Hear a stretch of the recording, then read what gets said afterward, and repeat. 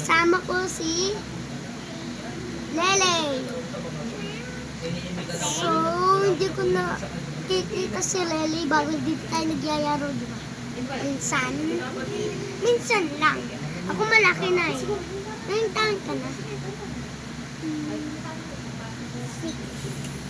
Malapit na ako kay Mami Diana. Grade ka na? Ako din, grade 2. Ako ay kay Miss Rensel. Basta hindi ko alam. Bakit naka-ano to? Diyan ka na. Di ba alam mo, nagpakulay ako dati, nagpakulay na ako ng black. Dito hindi ko okay. Hindi, kung iisipin mo na nga lang, kahit naman kung pag-usapan naman. Dati!